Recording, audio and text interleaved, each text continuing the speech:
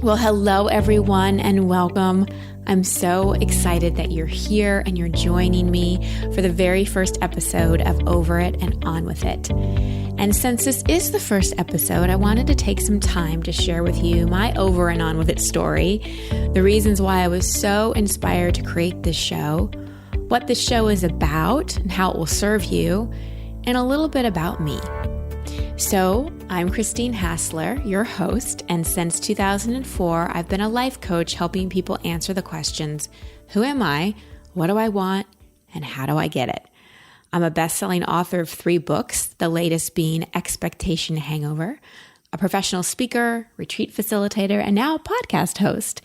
And I'm also a yogi, a gym rat, a Texan, a daughter, a sister, an auntie, which is one of my favorite roles, a friend, a health nut. I was doing wheatgrass shots before most people knew what it was. A travel junkie, a lover of kombucha, an addict, spiritual seeker, love to dance, especially to 80s music, and so much more. You'll get to know me as the show goes on. So those are all roles I play in ways I express myself, but who I really am is none of those external things. So who am I? Well, before I answer that question, I invite you to ask yourself the same question. Who are you? You're probably used to being asked the question, what do you do? But how often are you asked, who are you? And how would you answer that? If you're like most people, you would answer the question by the roles you play. I'm a wife, I'm a mother, I'm a father, I'm a husband, I'm an accountant, I'm a lawyer, I'm a coach, I'm a Virgo, I'm a Gemini, whatever it may be. But that's really not who you are at all. And I think part of the reason that so many of us end up with expectation hangovers, and don't worry, I'm going to define that in a little bit, is because we don't know who we are. So I want to take you through a little exercise to help you get clarity on that question.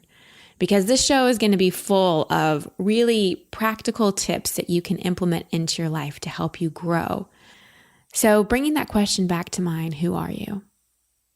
And what I invite you to do now is think about something you love doing. Just something that when you do it, time stops. You could do it for hours and hours, and while you're doing it, you're totally present. It can be anything: gardening, cooking, shopping, writing, dancing. What is it? And that first thing that came to mind, just use that. There are no wrong answers here. Now, think about the qualities that come out of you while you're doing that thing. For example, I love playing with my nephews.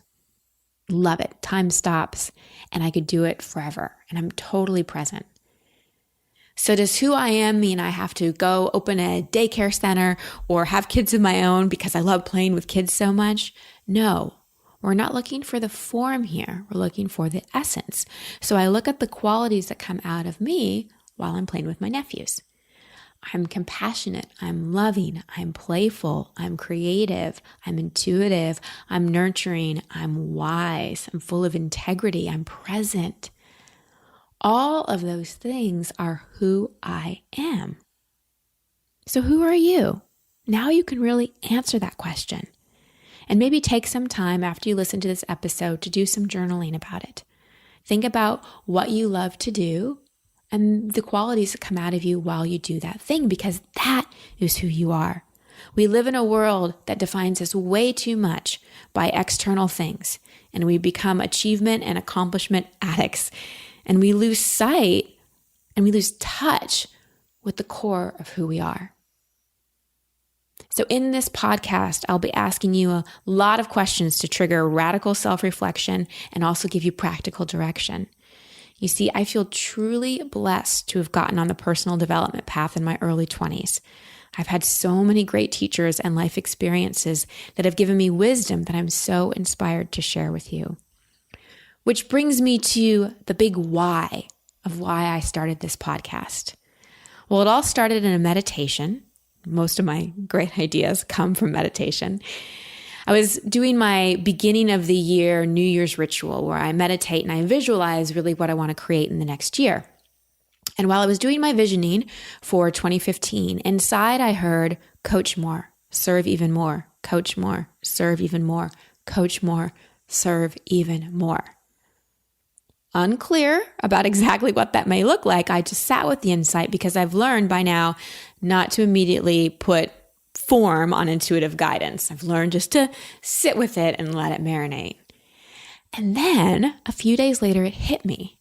I could host a podcast where I actually coach people live on the air. And the insight felt so good. I just felt it in my body. You know, when you get an intuitive hit and it just feels right.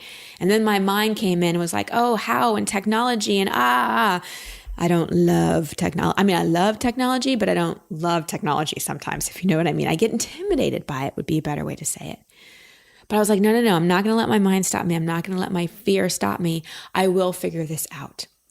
And eventually the people and the technology and all the things came into place where I could create a container where I could coach people live.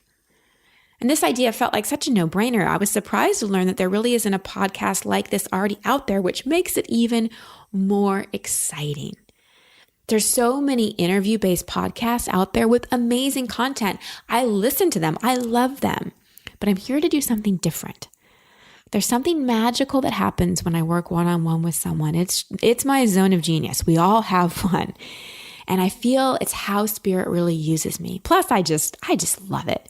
And I wanted to be able to connect with more of you and also use it as an opportunity for people listening to experience transformation at the same time.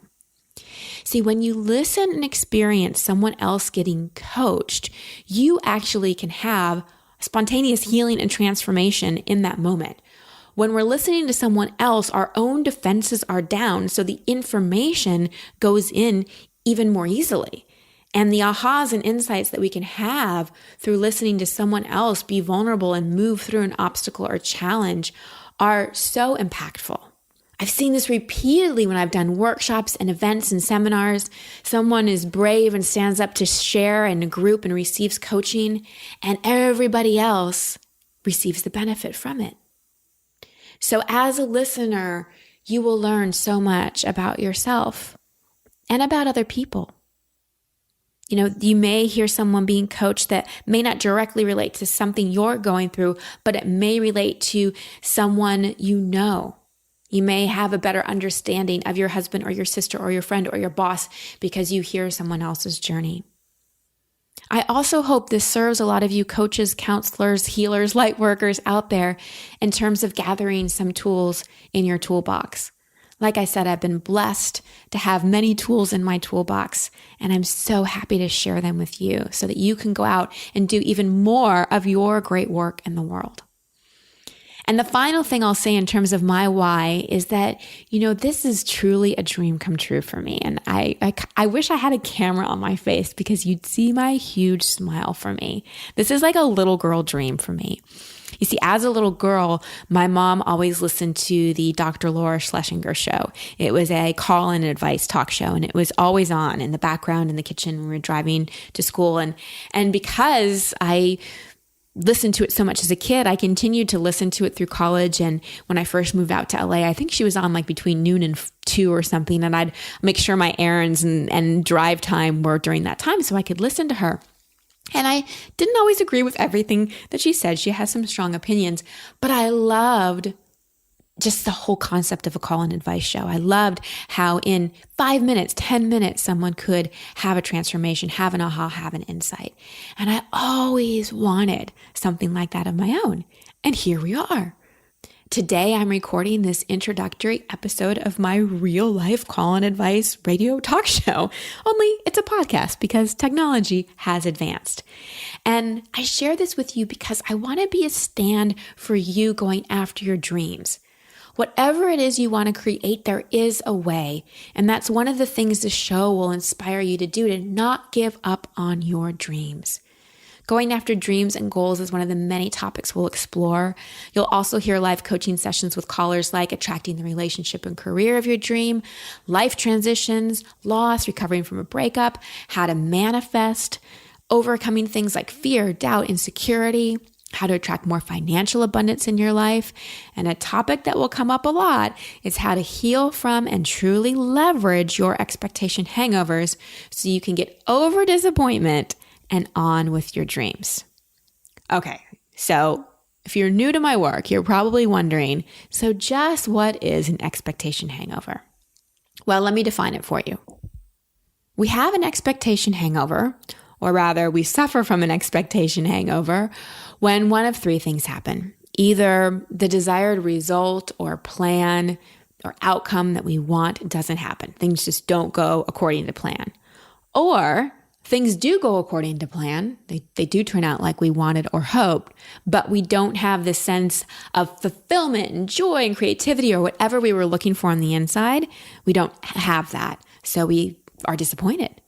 Or life just throws us a total curveball that isn't so desirable. Anything from a parking ticket to getting diagnosed with an illness.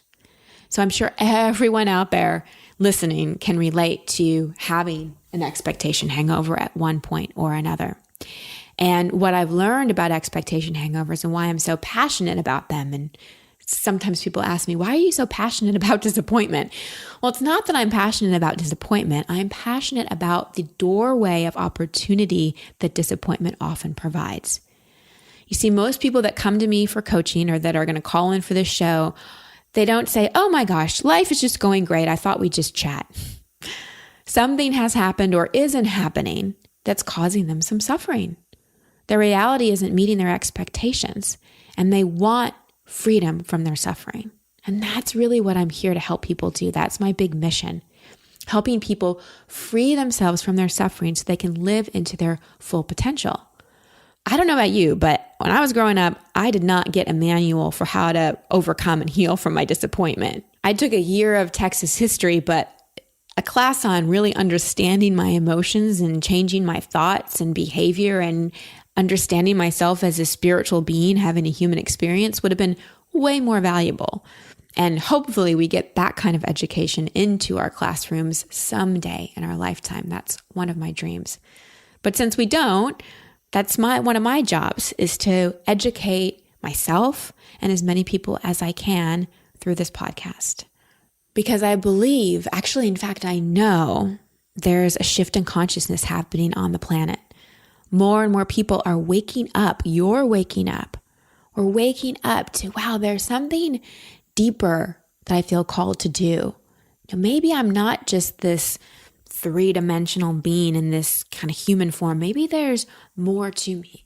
More and more people are opening their minds and their hearts to the concept of spirituality, of oneness, of a greater connection. And it's awesome because we need it. We need it. We need this rise and growth in consciousness. And I'm so thrilled to be a part of it and that you're a part of it.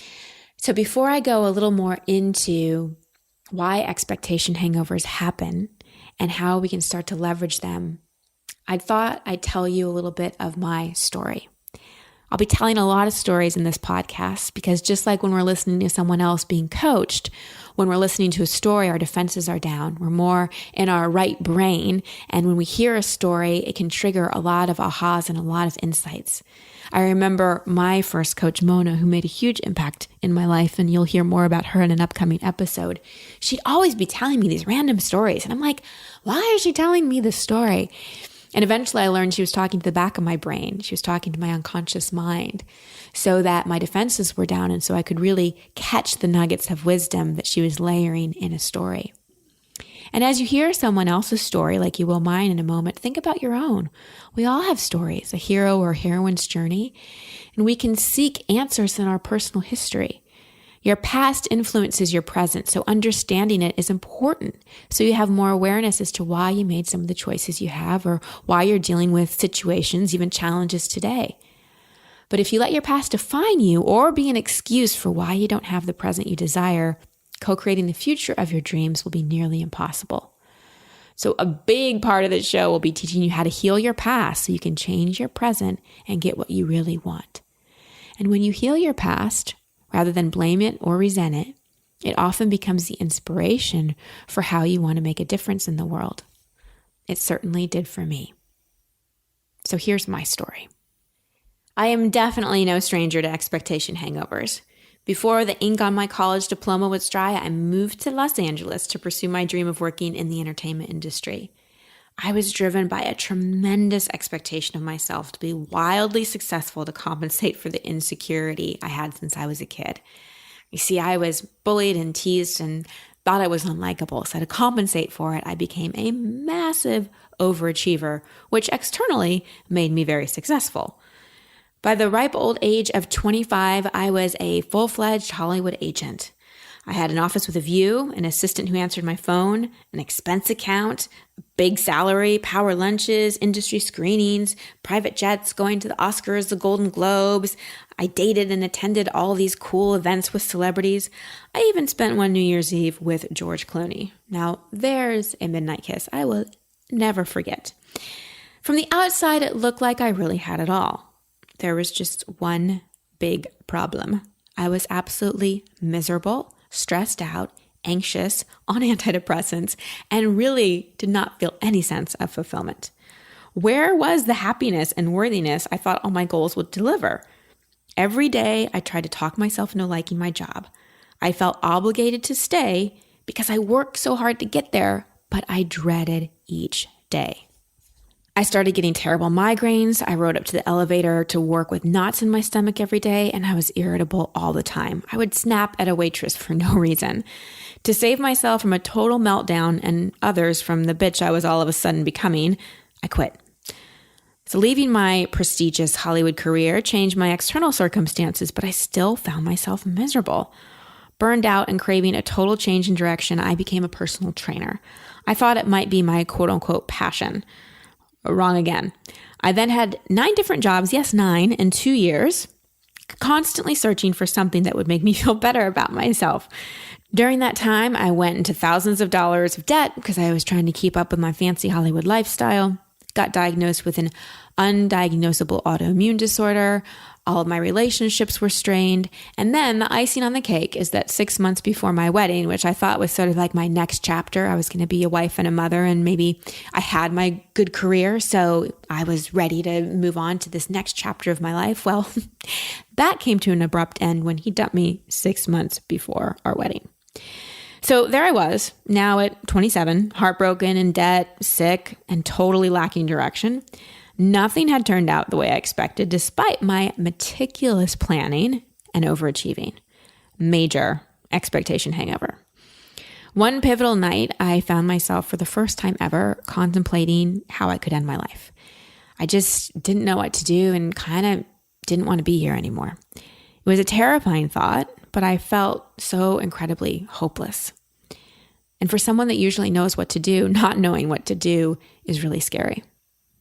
And then something happened that I still to this day have trouble totally remembering and articulating. But seemingly out of nowhere, this wave of unconditional love and compassion flooded over me. Time stopped. My pain was replaced with comfort. I knew that everything indeed was happening for a reason. Unlike the past, when people use that cliche on me, when someone tells you everything's happening for a reason when you're in the midst of a major expectation hangover and you feel like punching them in the face because you're like, I don't know what the reason is. This was different. I felt like I knew it to be true that there was a reason. I didn't know exactly what it was, but I knew there was one. And this feeling of peace and connection only lasted for about an instant because my mind came in and tried to figure it out, like the mind often does. But the impact of that moment will last a lifetime. And for the first time in my life, I felt like I experienced God, and I had an expectation hangover to thank for it. So at that point, I made a promise to myself to dig in, to really look at my life and figure out who I was, what I really wanted, and how I was going to get it. I opened my mind to the possibility that somewhere in the midst of this expectation hangover, there was a blessing. The first blessing revealed itself 2 days later when I woke up with the idea for my first book, which was called 20-something, 20 Everything. It launched my very unexpected career as an author, professional speaker, facilitator, life coach, and spiritual counselor. My biggest expectation hangover was the catalyst for stepping onto a career path that I absolutely love. So now that my quarter-life crisis was behind me, I believed I was well on my way to creating the life I wanted. I mean, I had wrote a self-help book. That must mean I'm there, right? Wrong. So I broke free of debt. I healed my relationships. I regained my health. And after years of searching, I found my passion. After recovering from a broken heart, I married a man I loved deeply. My 30s were looking the way I thought they should. I finally had it all. How cute of my ego to think that. Then another expectation hangover began to emerge. Everything I expected to make me happy had manifested, yet I felt a deep sense of longing for something I couldn't define. It was different than the longing I felt in my 20s. It was a thirst that could not be quenched by a job, a man, a paycheck, or a trip to Bali. I've taken 4. This expectation hangover had a deeper message for me. I embarked on a journey of learning how to leverage disappointment, a journey that truly shook me to my core. The most notable fallout of this shakeup was a divorce that catapulted me further into the expectation hangover, which became the most severe I ever experienced. I agonized over whether or not to get divorced so much that I lost half the hair on my head. You see, the body always knows, and when we're not listening to our intuition, the body will find some way to send us the message. And because, like I said earlier, I'm from Texas and hair's a big thing there, and I liked my hair, my ego knew, maybe her vanity will get the message through. And it did. Even though I didn't want to get divorced, I knew in my heart our marriage had an expiration date. And we'll be talking about how some relationships have expiration dates on this show. When I was going through my divorce, someone said to me, Christine, milk this for all it's worth. That was actually one of the best pieces of advice I received. You know, the thing about expectation hangovers is that it's never just about the issue we're currently facing. It triggers all kinds of juicy stuff from our past that's not yet been resolved. So yes, we want to get over it and on with it, but we don't want to just push it aside to get over it. We want to dig in and ask, what am I learning? What's here for me to heal? So my 30-something expectation hangover included the perceived failure of a marriage, financial insecurity, and having no children despite hearing the loud tick-tock of my biological clock. But I milked it for all it was worth. While grieving the demise of my marriage, I dived back into work at an accelerated speed. I sold the home I had renovated with my husband and moved into a place of my own. All while showing up for people as a coach and inspirational speaker, which was not easy in the midst of everything that was going on. I was dealing with shame, shame I had about my quote unquote failed marriage, and had to quiet the who am I to give advice when my own life is not turning out like I planned judgments. What I realized is I'm one of the best people to be teaching about how to get over it and on with it, because I learned how to move through each one of my expectation hangovers and walk through those doorways of transformation that were opening all around me. What I want to emphasize right now is that even the things that feel absolutely miserable are in service to our growth, learning, and healing. The cure to any expectation hangover is not to figure out another way to get what we thought we wanted, but rather to move out of our own way to see what we really need. The Rolling Stones had it right. We can't always get what we want, but we get what we need. So there you have it, a little bit about my own expectation hangovers and why I'm so passionate about helping you get over it and on with it. And a little word about the word passion. So many people say, I want to find my passion, I want to find my passion, I want to find my passion. Well, do you know that the actual original definition of the word passion is suffering? It comes from the Passion of the Christ. And over the years, or centuries, I should say, we've evolved the word passion from suffering to something we love. And I think that's awesome because if you think about it, so many of the people who are doing things they love, it came from their suffering. I'm a prime example of that. It was from my challenges, from my expectation hangovers, from my suffering that was the catalyst for what I do today, what I'm so passionate about. So think about how your suffering could be the catalyst for your passion. And your expectation hangover can be the very thing that leads you there. What I know for sure about expectation hangovers from what I learned about my own and helping thousands of people work through theirs is that there are 5 key valuable lessons they're here to teach all of us.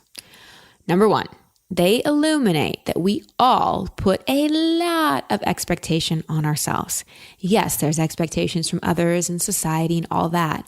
But the biggest pressure cooker when it comes to expectation is ourselves. And they show us really how hard on ourselves we truly are. Next, they teach us that we don't have control. I know that you love control. We're all addicted to control. We like to know. We like certainty. We love, love, love control and being in the know. And we don't know. We go to a psychic who can tell us. But control is an illusion, and it's the master addiction. And yes, we have influence. We have free will, but we don't have complete control. And there's nothing like an expectation hangover, one of those curveballs, to come along and remind you of that fact. Next, they push us right out of our comfort zone. There's no growth in our comfort zone. Your comfort zone is only comfortable because it's familiar, not because it's for your highest good. You will never really live into your full potential if you stay in your comfort zone. And next, they teach us to live inside out versus outside in. We all are looking for that thing, that person, whatever it is out there to make us feel something better inside. But it ain't out there. We have to reorient from an outside in life to an inside out. And finally, expectation hangovers teach us to move out of a victim mentality. So many of us kind of live in a, why is this happening to me? And we disempower ourselves and think we're victims of life rather than co-creators of our own reality. So the amazing things that happen as you start to really heal and leverage your expectation hangovers is that instead of putting so much pressure and expectation on yourself, you learn self-love. Instead of gripping so hard to life and attempting to control, you learn the beauty of surrender and the power of surrender. Instead of just being all comfy cozy in your comfort zone, you start to take risks and live the life of your dreams, maybe even beyond your wildest dreams. Instead of looking for fulfillment out there, you start to feel a deep connection and fulfillment within.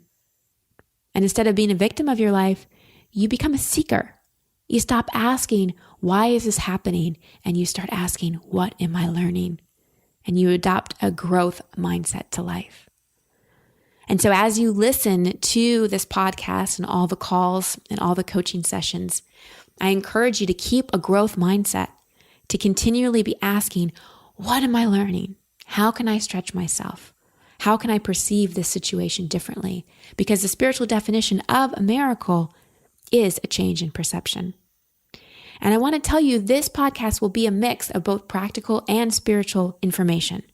I'm very practical. I'm a Virgo. I'm very organized. I like structure and discipline in my life, but I'm also a total seeker. I love the woo-woo stuff. Anything from chakras to crystals to archangels, I love it all. I am not here to project any of my belief systems onto you. I'm just asking you to have an open mind and an open heart. I will use words like God, spirit, universe, source, divine, but insert whatever word works for you in those circumstances. What we'll also be doing on this podcast is creating a safe space for vulnerability. Now, I've already recorded about 20 life coaching sessions, and I am so inspired and deeply moved by the vulnerability of the callers. You all are in for a real treat. I mean, people really have opened up, and these calls are going to serve you. And vulnerability is powerful. It is not weak. When we show up vulnerable, it doesn't mean we have to air all our dirty laundry and just share all our weaknesses. It's just about being authentic. It's just about being real. And that's how we really create connection, is being real, being authentic, dropping the masks. Live your life as the fullest, most authentic expression of you, and you will have no regrets. And whatever you are working on to get over and on with, I am here to support you. I don't want you to resort to expectation hangover coping strategies that don't work, like over drinking, overeating, over dating, over interneting, or suppressing your feelings and pretending to be strong, or doing a spiritual bypass, or working too much, or working out too much, or whatever else your coping strategies will be. I'm here to support you in truly getting out of your own way so you can be who you are, have what you want, and make the impact you're here to make. So write to me. You can go to christinehassler.com/podcast. That's where you can submit yourself for a coaching session. The structure of every show is I'll introduce the show. I'll maybe tell a story, talk about the topic, give you some ideas to consider as you listen to the coaching call. Then I'll play the live coaching call of me going back and forth with someone live. And then I'll come back on after the show and give you some takeaways and assignments that you can implement into your own life. There's also going to be show notes because I know that you'll want to take notes on the content, but when you're listening, I don't want you to feel like you have to scribble a lot of things down. So all the show notes will also be on christinehassler.com/podcast. And I love your support. So please subscribe to the show by clicking subscribe on iTunes. Write a review and rate the show. It really helps the show get traction and momentum. And please share it with anyone that you think it will serve. I am totally committed to serving you. I'm just so giddy with excitement to be here.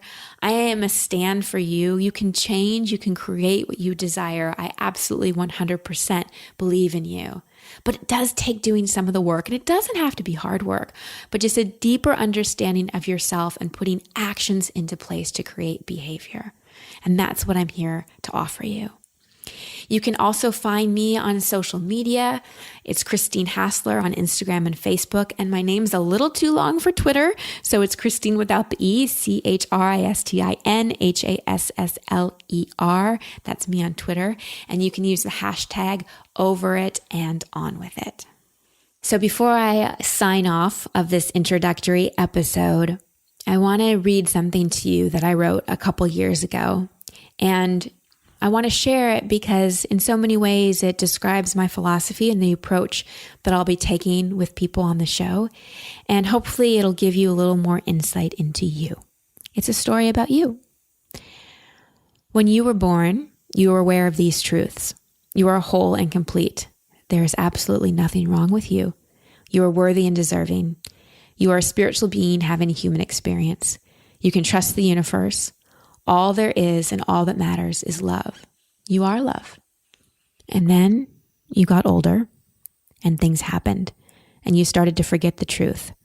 You started moving out of the awareness of love and into fear, doubt, and judgment. Someone told you that you did something wrong and you started to believe that something is wrong with you. Someone in your life left or wasn't really there for you and you began to question whether or not you're lovable. You saw or heard people yelling at each other and you got scared. You got yelled at for something you said, and you decided it was better to stop speaking your truth. You got hurt or saw someone get hurt and you stopped trusting. Your heart got broken, so you thought it'd be safer to build walls around it. You began to doubt love. People called you a mean name and you believed them, and now you call yourself that. People said your dreams were impossible and you believed them, and now you don't dream anymore. You got left out. You felt isolated or separate. Now you feel like you're living on the sidelines of life because you mistakenly believe that that's where you belong. You experienced rejection. Now you're afraid to go after what you want. You began to believe that you're alone and you have to do it all on your own. Perhaps you've even concluded that asking for help is weak. Maybe you didn't do as well as something you wanted and judged yourself as a failure. Some label or diagnosis got thrown on you and you started to confuse it for who you are. You looked at other people and thought they were smarter, more attractive, and better in some way, and now you work hard to make yourself more like others. Not only did you stop liking you, you stopped being you. You got disappointed and stopped believing in magic and miracles. Life felt unfair and you questioned God.